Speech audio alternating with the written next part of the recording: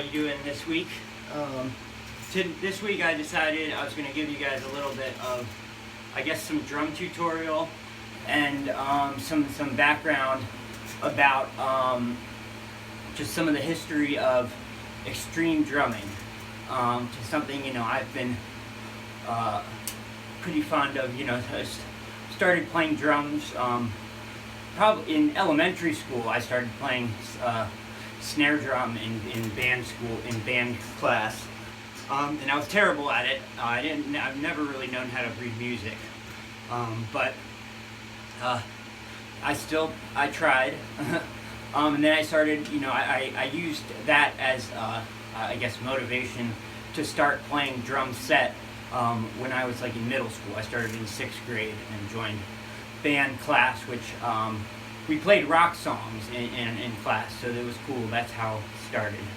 And then I started playing drums in a death metal band in like when I was in 8th grade. So you know, I was turned on to, I guess, extreme drumming pretty early on. There's some of the you know, I mean, it's just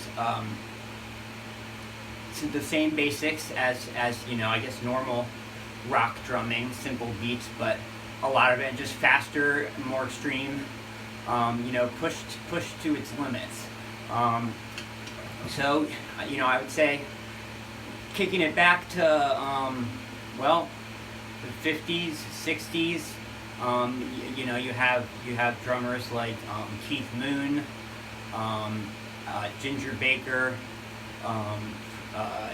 John Bonham, who pushed the limits, just a crazy, you know, animal drummers that took what normal, what was you know, normally being done and just pushed it to the extremes. And then you know, you had like the Ramones, of course, who took the simplest rock beat, you know, just the basic 4/4, and sped it up as fast as you possibly could, you know, so the beats were like,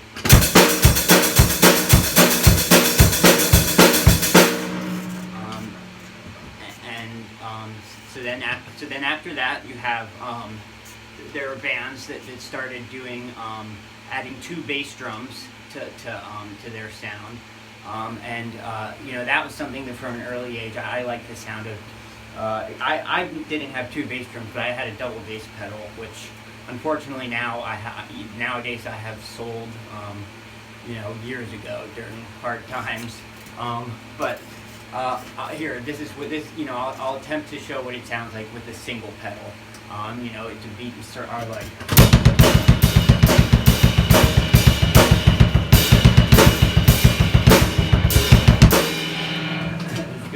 I can do with that.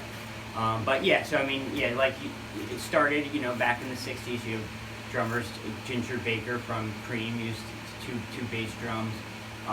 You have, let's see, you have Phil Animal from Motorhead, and you know, Jimi Hendrix's drummer,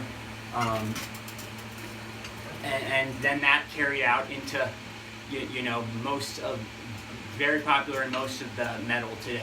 Most of, you know, death metal, thrash, grindcore. There's a lot of double bass under blast beat, which is another beat that you know, became popular in grindcore music mostly.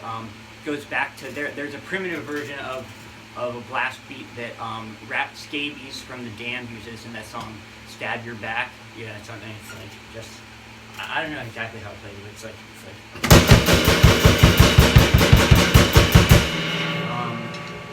there's lots of different ways to do it, you know.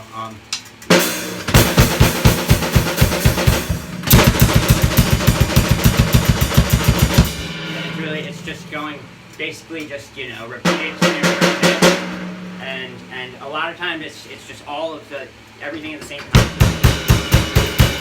Or separating the snare and the cymbal with the cymbal and the bass drum.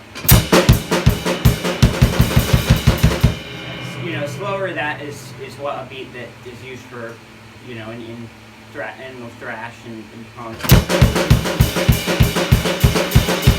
And then you have beats that are like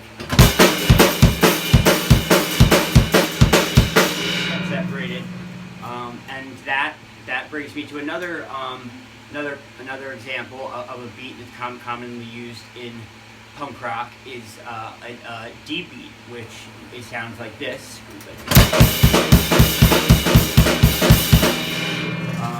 And which that came to be initially from bands in the early '80s, like Discharge, for example, who will say their drummer wanted to play I guess the beat that a lot of the UK bands were playing at the time, like the UK subs, which is just like.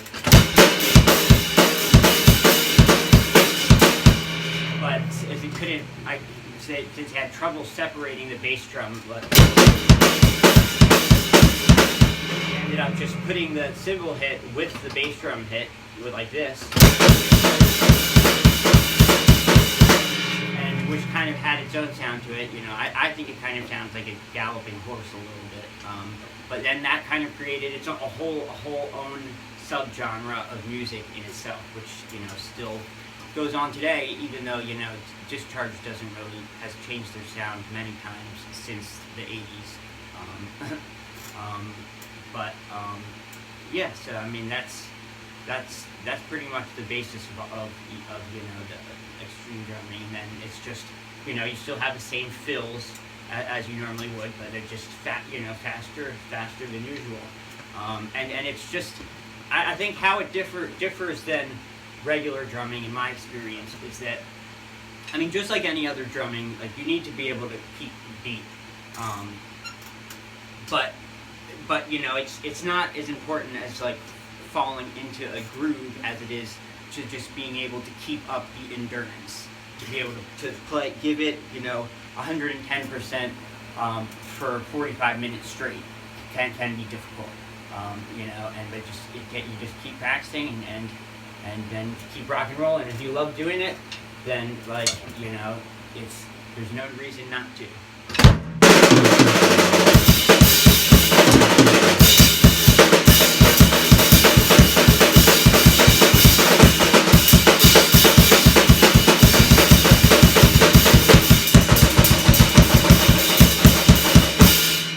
See you guys next week.